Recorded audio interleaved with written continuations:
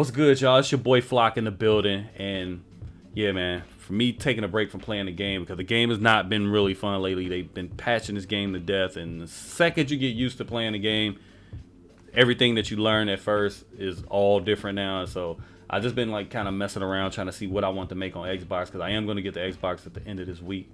I'm going to get it on Xbox at the end of this week. So I was messing around like with the small forwards and came across this build, and it's called the mid-range finisher.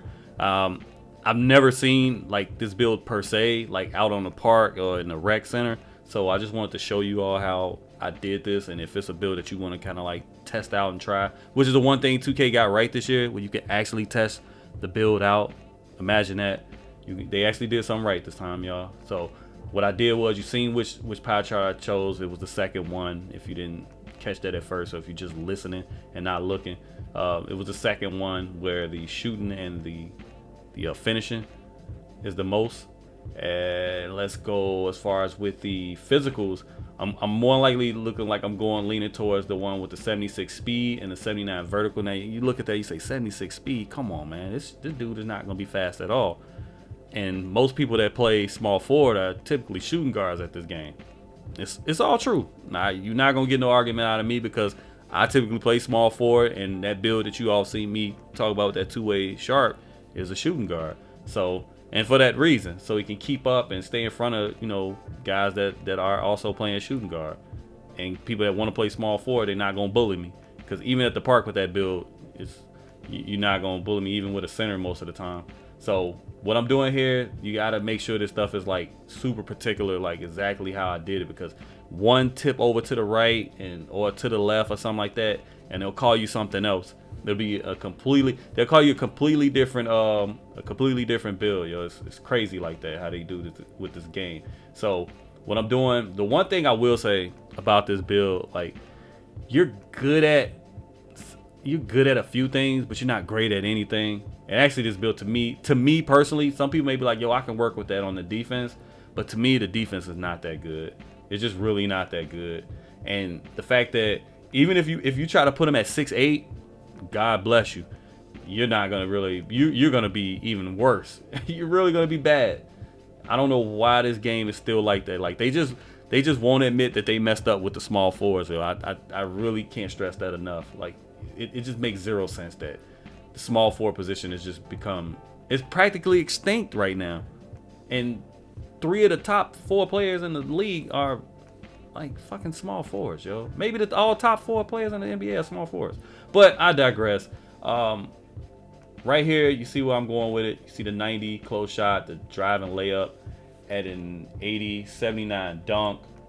Ramadama. It's going to be 79 mid-range, the 77 3-ball. The ball handling and stuff like that, just put that as high as you can, because you're already not going to be able to dribble unless you're making a primary playmaking build at the small forward position anyway. So, and I know a lot of people think, oh, why you ain't put the standing dunks up? Why you ain't do this? Because to be honest with you, unless you're a big, or unless you're just a slasher build, primary slasher build that's just going for those badge upgrades, standing dunk is really not going to help you. It's really not, because you're down there with those bigs. They're going to block you. If they don't block you, how much of it do you really need? So that's why I look at that like that, unless you're going after the badge upgrades, of course. But with this build, you want to focus on being able to shoot, but you actually can drive to the rim and stuff like that, but it's not your primary focus. So right here, I'm just testing out the weight. The weight, to be honest with you, the weight isn't really that important. I mean, as long as you don't drop anything, I feel you're fine. Put your wingspan. It's the most important part right here. The wingspan 80.9, because you want to be able to, the mid-range has to be at the 81 and the 3-ball at the 79, because if you do it where they're both even, you go back down one or whatever. If they're both in the 80s, then they're going to call you like a sharpshooter or something like that. So make sure you're doing that. You see what the defense is, yo. The defense is garbage on this build. I just picked the shot creator one. You can pick slashing if you want or whatever you want, but I would definitely pick the shot creator one. Pick the shot creator one, take over, and there you have it, mid-range finisher. That's the mid-range finisher right there. It's basically like a small forward. What's the popular build the last 2 years? A slash and shot creator. That's pretty much what this is, what they're telling you that this is. They just renamed it differently, man. That's pretty much all it is. We'll go to test build so you can kind of see what badges you can work with. I mean, yeah, what badges and the upgrades you can work with. And as you can see, I'm just going to crank it all the way up to 99. Now, you looking at this on the surface, it doesn't look like anything special. And to me, it's not. I mean, of course, it's not taking consideration of the boost. It's not taking consideration once you get to 96 through 99. But to me, that build is just really not.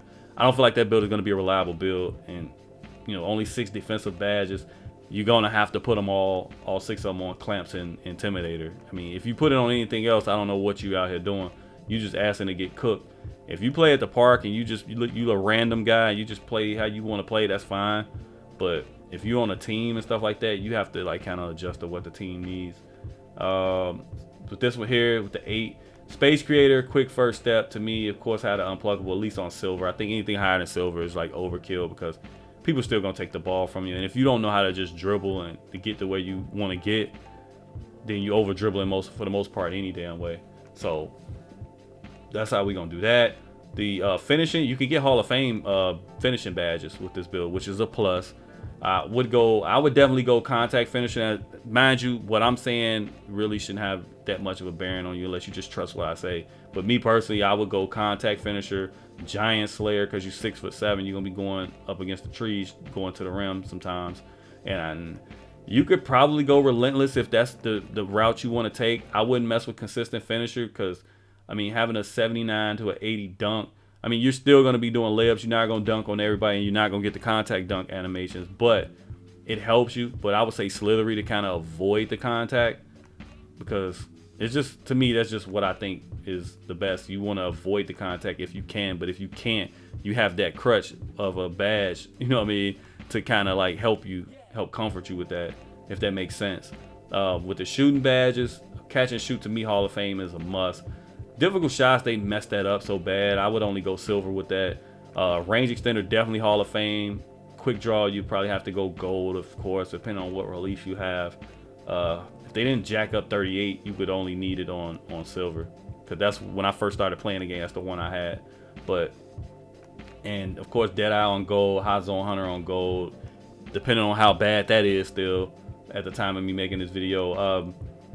Tireless Shooter, or volume shooter or something like that. If you want to put one there, I mean, the last one you could put all, that's solely up to you, man. Like I said before, depends on how you play. If you like to just sit in the corner and shoot corner shots, then put corner specialist on, man. I mean, if that helps you. But I feel like Hot Zone Hunter kind of helps you, is like corner specialist in itself. That's why I never use it, because my zones are in the corners for the most part, and I never use never use corner specialist. I only use Hot Zone Hunter. And I've had it on Hall of Fame. So yeah, but like I said before, this is after patch 6 or 5 or whatever it is they just did. Like I said, I just haven't been playing the game that much, man. I played like 1 rec game this past week. Crazy. So once again, this is how you want it to look if you want to try out this mid-range finisher build at the small forward position. If it helped you out, if you liked it anyway, share the video, like the video, hit that notification icon. I'm gonna hit you off with a couple more of these rare builds. I'm Flock and I'm out, y'all. Peace.